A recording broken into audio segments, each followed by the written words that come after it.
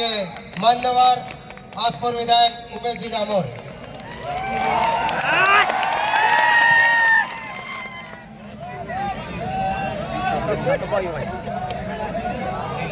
सबको जय जवाहर। जय जवाहर। मैं नारा बोलूंगा त्याला फ्लॅट मध्ये सेट होता है या दाखीदाबाद। जय जवाहर का नारा है, भारत देश हमारा है, एक तीर एक तलवार, आदिवासी एक समान। खूब खूब धन्यवाद। जोहार। आज आशा बिल की धरती पर आप सब मंच पे विराजमान और बड़े महंगे मेहमान मेरे सामने बेटे, मेरे भाई बहन, मेरे से वडील माता बहनें, मेरे से पूर्व कुछ वक्ता बता रहे थे कि 2017-18 में या इससे पहले एकता नहीं आ रही थी, लेकिन कौन कहता है एकता नहीं आ रही है? आज ये श्रीनाथ के पार्टी प्लॉट में यह हवा का रुख बता रहा है कि मजदूर की एक एकता आई है। इसलिए मैं तो यही चाहूंगा जितनी एकता आई है ये एकता हमेशा कायम रखनी होगी हम लोगों को। और जब भी मैं अहमदाबाद में आते हैं और आपका जोश और जुनून को देख के हमें दुगनी ताकत मिलती है। आज चाहे वो विधानसभा का चुनाव हो, चाहे वो लोकसभा का चुनाव हो, लेकिन अगर राजस्थान की हवाओं को घुमाने का अगर सबसे बड़ी ताकत है तो ये अहमदाबाद में मजदूर करने वाले।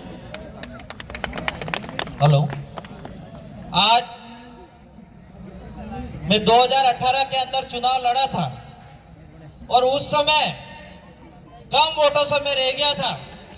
वो दिन मुझे याद है कि हमारे मजदूर भाई और हमारे यहाँ पे अलग अलग ऑफिस में काम करने वाले, बंगलों में काम करने वाले, मैनेजर में काम करने वाले भाइयों को एक लास्ट दिन जो वोटिंग था उस दिन रोका गया था और उसी वजह से हमारा मात्र 3 से 4 हजार वोटों से रह गए थे। लेकिन वो हमारे लोगों को उस दिन बहुत दुख हुआ था और गुस्सा भी था और वो गुस्सा 2023 के अंदर निकाल दिया और एक दिन पहले नहीं 10 दिन पहले आए और आसपुर विधानसभा के कई लोग कहते थे, कांग्रेस बीजेपी के लोग, कि आसपुर विधानसभा में कभी सीट नहीं निकल सकते, लेकिन आसपुर विधानसभा के अंदर जनता ने वो ताकत दिखाई जो 70 साल से कोई कैंडिडेट 30,000 वोटों से नहीं जीता, वो काम करके आसपुर विधानसभा ने छोड़ा। कई लोग कहते थे और उस समय आसपुर विधानसभा सीट एक हॉट सीट मानी जाती थी, जहां पे एससी, ओबीसी और जनरल के लोग भी रहते थे। वही भी कई उन लोगों का भी अपने प्रति योगदान रहा और सहयोग करा, अपनी जीत हासिल करी।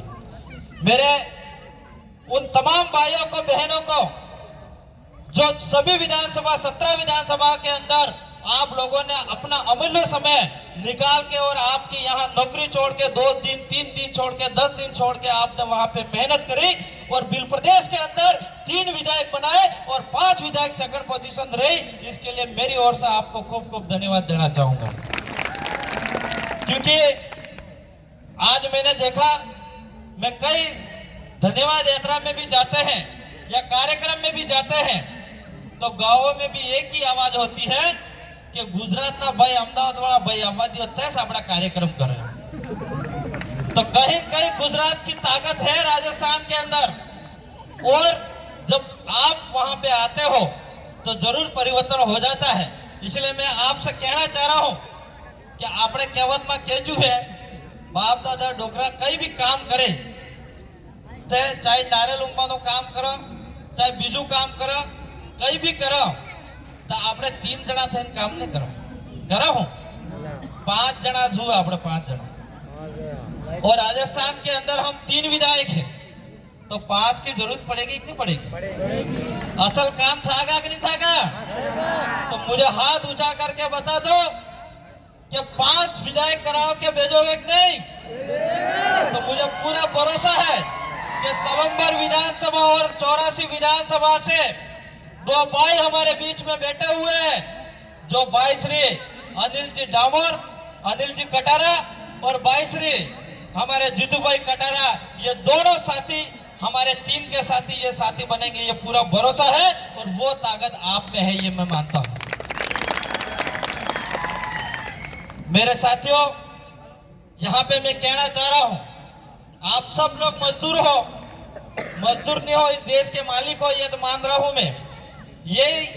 मैं भी एक गरीब किसान का बेटा हूं और मैंने भी मजदूरी करी है। मैं कोई राजघराना से नहीं आता हूं। इसी पार्टी प्लॉट के अंदर मैं काम करके गया, वही आपके सामने विधायक बोल रहा है।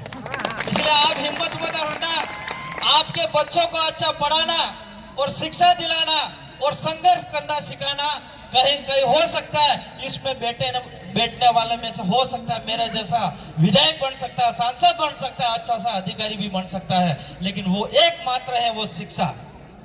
आपको अपने बच्चों को पढ़ाने की जरूरत है। मैं तो मेरे समाज से यही कहना चाहूंगा कि एक रोटी कम खाओगे तो चल जाएगा, एक कपड़ा नया कम पहनोगे तो चल जाएगा, देसी मौड़ी एक कम पियोगा सालेगा, लेकिन 16 नस्ल बना दो, ये क्या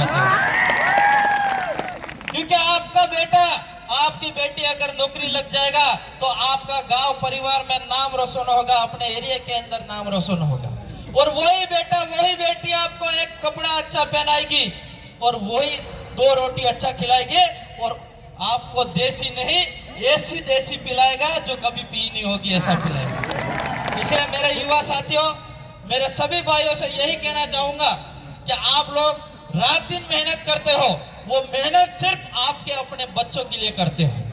और ये गेट के सामने जिस भाई ने पार्किंग की है, अगर टोचिंग करके महाराष्ट्र और यहाँ से छोड़ के आप गुजरात में आ रहे हो तो कहीं कहीं आपके बच्चों के लिए आ रहे हो। और मैं समझता हूँ कि आपके और अपना सबका अगर सबसे बड़ा कोई दल है तो वो बच्चे हैं, और आप सब में एक ही उम्मीदें हैं, एक ही इच्छा है कि मेरे बेटी और मेरे बेटों को अच्छा पढ़ाओ, अच्छा नौकरी लगाओ या छोटे मोटे धंधा कराओ। वो आपके अंदर एक स्वार्थ है, एक इच्छा है।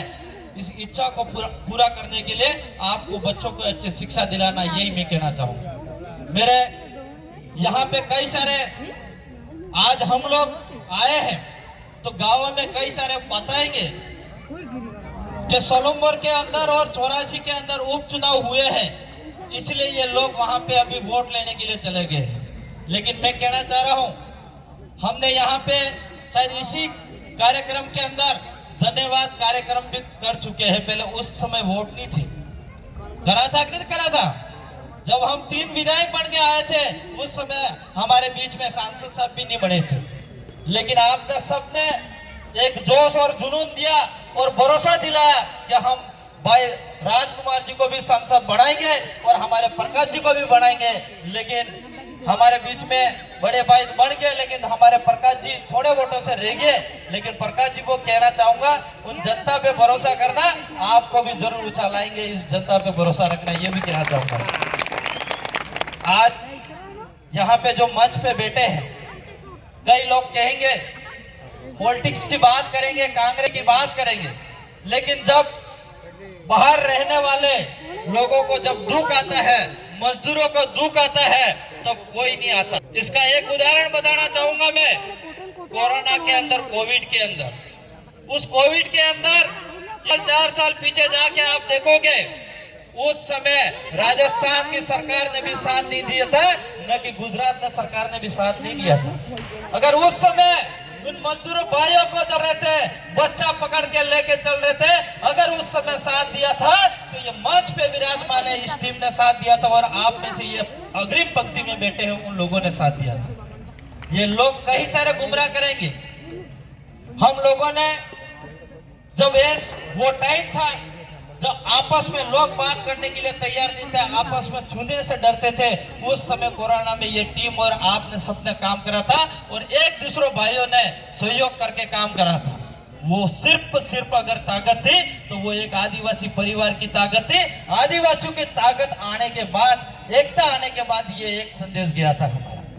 इस बात को नहीं भूलना है हम लोगों को। आज कई लोग हमारे को गुमराह करने के लिए, अलग अलग करने के लिए ये इस तरह से गुमराह भी करेंगे कि ये वो है, इस पे बात पढ़ने की जरूरत नहीं है। हमारे एकता जिस तरह से आई है इस तरह से एकता रखनी है। मैंने यही कहा, ज्यादा बातें नहीं रखूंगा क्योंकि भजनलाल की तरह छिट्टी आने लगी है। लेकिन मैं नहीं चाहूंगा कि हमारे यहाँ पे बहुत सारे